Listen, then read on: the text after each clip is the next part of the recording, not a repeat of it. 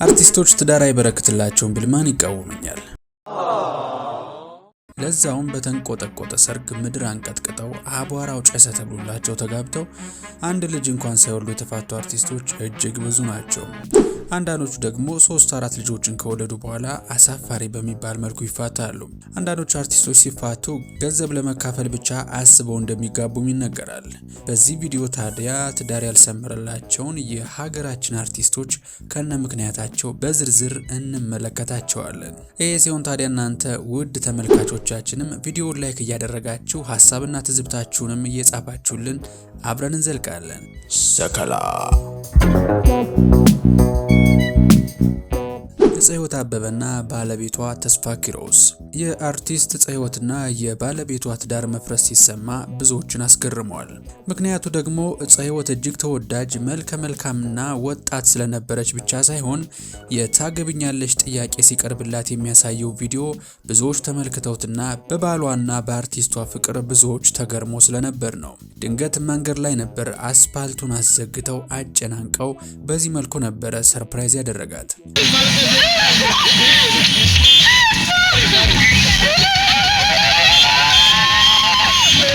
ታዲያ የትዳር በዚህ ፍጥነት በፍቺ መደምደሙ አድናቂዎቿን ያስደነገጠ ነበረ።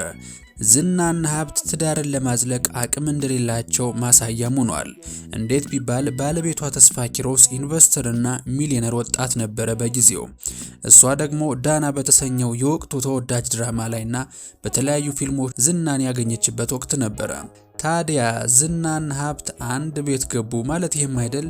ጽዮትና ባለቤቷ በዚህ ትዳር 2 ልጆችን አፍርተው ነበረ። የሆነው ሆነና ከ8 ዓመት በፊት የሁለቱ ትዳር በፍቺ ተደምድመዋል። ታዲያ አርቲስቷ በፍቺ ወቅት ዳጎስ ያለ ገንዘብ እንደደረሳት ይነገራል። 2 የኮንስትራክሽን ትራክተሮች፣ 1 ቶዮታ መኪና፣ 1.3 ሚሊዮን ጥሬ ብር እንዲሁም ኮንዶሚኒየም ቤት ለሷ ከደረሷት ንብረት ጥቂቶቹ ናቸው። አርቲስቷ በዚህ አላበቃችም። ሌላ አዲስ ትዳር መስርታ እንደነበር ይነገራል። ይህም ሁለተኛ ባሏ ባለሀብት ሲሆን ሁለተኛ ትዳሯም በፍቺ ተጠናቋል። ታዲያ አርቲስቷ ከሁለተኛ ትዳሯም ዳጎስ ያለ ንብረትን ማፍራት ችላለች። በእነዚህ አጋጣሚዎች የተነሳ እንግዲህ አርቲስቷ ሆን ብላ ባለሀብቶችን በማጥመድና ትዳር በመመስረት ከዛም በፍቺ ሰበብ በርካታ ንብረቶችን ግሏ ለማድረግ አስባ ነው የሚል ትችት ይደርስባታል። የእናንተ ሀሳብና አስተያየትስ ምንድን ነው? ሀሳብ መስጫችን ክፍት ነው። ወደ ቀጣዩ አለፍኩ። መቅደስ ጸጋዬ። በሞጋቾች ፊልም የምናውቃት መቅደስ ትዳሯ አነጋጋሪ በሆነ ፍጥነት በመፍረሱ ትዳር አልሆን ካላቸው አርቲስቶች ዝርዝር ውስጥ ተካታለች። የትዳሩ መጨረሻ ይመር እንጂ የሰርጉ ነገር አጀብ ያስበላል። 1200 ሰዎች በላይ ተገኝተውበታል። በዛን ጊዜ ከ2 ሚሊዮን ብር በላይ የፈሰሰበት ይሄ ሰርግ ብዙዎችን ያስገርምና ከሰረጉ አይቀርማ እንዲህ ነው የተባለለት ሰርግ ነበረ። ታዲያ 3 ወር እንኳን በአንድ ጣራ ስር መዝለቅ አልቻሉም ነበር። አንዳንዶች የሰርጋቸው ፎቶ እንኳን በቅጡ ሳይደረደር እያሉ ሲቀልዱባቸውም ነበረ። ምክንያቷን ስትናገር መቅደስ የህይወት መንገድ አላስማማንም፣ ሞክረናል፣ አልተሳካም ስትል በደፈናው ትናገራለች። ታዲያ በወቅቱ የሚናፈሱ ወሬዎች አርቲስቷን እጅግ ጎድተዋት እንደነበርና አንድ ሰው እንኳን ሊረዳት ባለመቻሉ ከባድ ጊዜ ማሳለፏን ጠቅሳለች። ተዋናይት ዮዲት መንግስቱና ድምፃዊ ናቲማን። ዮዲት መንግስቱና ናቲማን ትዳር መስርተው እንደነበረ ስንቶቻችሁ ታውቃላችሁ? ሁለቱም አርቲስቶች አሁን ላይ በሌላ ትዳር ላይ ቢሆኑም በአንድ ወቅት ትዳር መስርተው በፍቅር ይኖሩ ነበረ። አንድ ልጅም አፍርተው እጅግ በሚያሳዝን ሁኔታ ልጃቸውን በሞት ተነጥቀዋል። ጉዳዩን ጥቂት ዘርዘር አድርጌ ላውጋችሁማ። የተገናኙት የሰው ሰርግ ላይ ነበረ። ያኔ ገና ኢትዮጵያ እያሉ ወጣት ጎረምሳና ኮረዳ ሆነው ናቲማን ዮዲትን እንዳያት ደነገጠ። ቀርቦ ማናገር እንዳለበት ወስኖ ጠጋ ብሎ እንደንስ ይላታል። ያኔዋ ዮዲት ታዲያ አመሰግናለሁ ብላ እንደማትፈልግ ነገረችው። በዚሁ አጋጣሚ ተዋወቁና የተገናኙበት ድግስ ሲገባደድ ተገናኝተው ቡና እንዲጠጡ ግብዣ ቀረበላት። ተሳካ። ተገናኙ። ስለ ህይወታቸው መጫወት ጀመሩ። እያሉ ጥብቅ ጓደኛሞች ሆኑ። ናቲማን ከጅምሩም ደንግጦላት ነበርና ይበልጥ ሲቀርባት ወዷት አረፈ። በእጁ አስገባትና በፍቅር ጥቂት ቆዩና ቀለበት አሰረላት። በአንድ ጣራ ስር መኖር ጀመሩ። ታዲያ የሞቀ ትዳራቸው ጥቂት እንደሄደ አንዳች ፈተና ተጋረጠበት። ናቲማን አውስትራሊያዊት ሴት ሊያገባ የቻለበት እሷም አዲስ ትዳር ልትመሰረት የቻለችበት አጋጣሚ ተፈጠረ። ነገሩ እንዲህ እንዲህ ነው።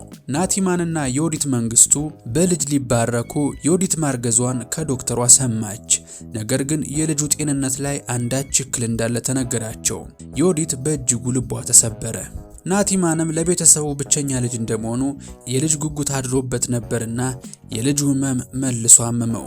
የዮዲትና የናቲማን ልጅ ልቡ ላይ ችግር እንዳለ ተነገራቸው።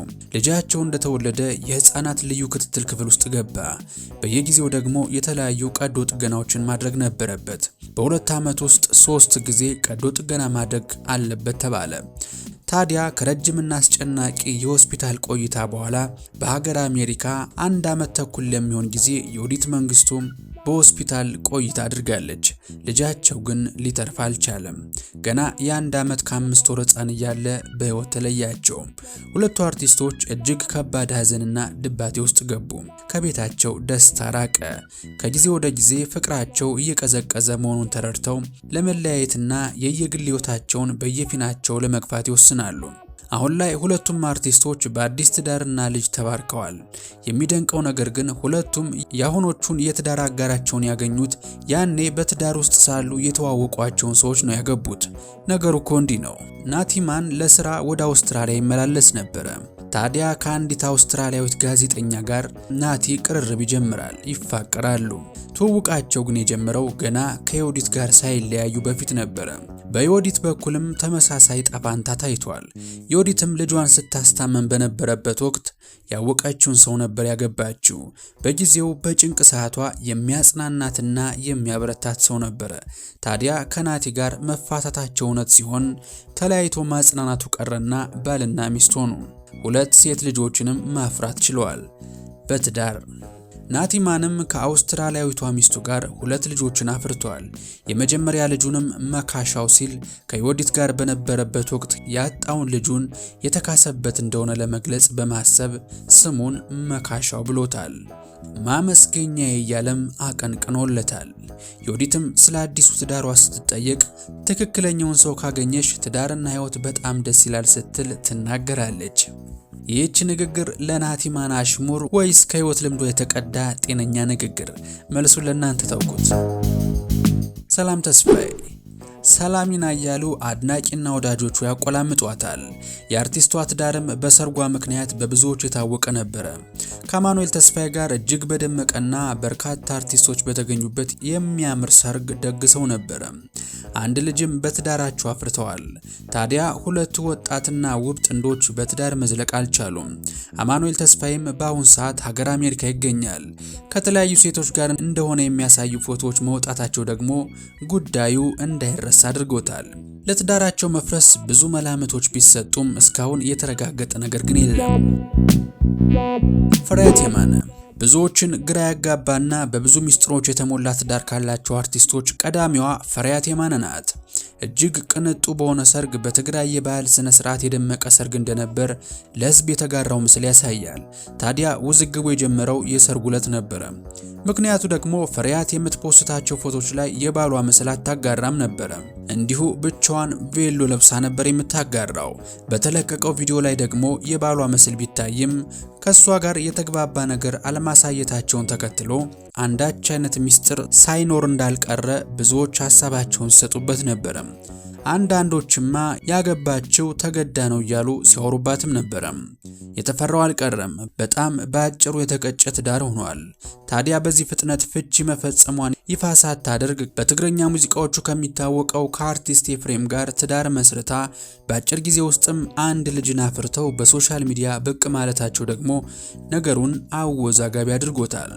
ፈሪሃት የባለስልጣን ሊያውም የጄኔራል ልጅ መሆኗን ተከትሎና የትግራይ ተወላጅ በመሆኗ ከሰሜኑ ጦርነት ጀምሮ እጅግ ብዙ ጫናና በደል እንደደረሰባትም በሶሻል ሚዲያ ወጣ መናገሯ ይታወሳል። ሰለሞን ቦጋለ ሰለሞን ማርያማዊት የተባለች ትልቅ ሴት ልጅ እንዳለችው በአንድ ወቅት በሰይፉ ሾው ቀርቦ ተናግሮ ነበር። ታዲያ ሰለሞን ቦጋለ አሁን ላይ የሚኖረው ብቻውን ነው። እጅግ ብዙ ንስቶች የሚወዱት ተወዳጅ ተዋናይ ቢሆንም ግን በትዳር ጸንቶ መቆየትም ሆነ የመጀመሪያ ትዳሩ ከፈረሰ በኋላ ሌላ ትዳር ለመመስረት አልሞከረም። ይልቁንም ይመጣሉ ይሄዳሉ ብሎ የገለጻቸው ሴቶች እንዳሉ ግን አይዘነጋም። ለበፊት ትዳሩ መፍረስ ይሄኛው ፊልም ምክንያት ሳይሆን እንዳልቀረ ይነገራል።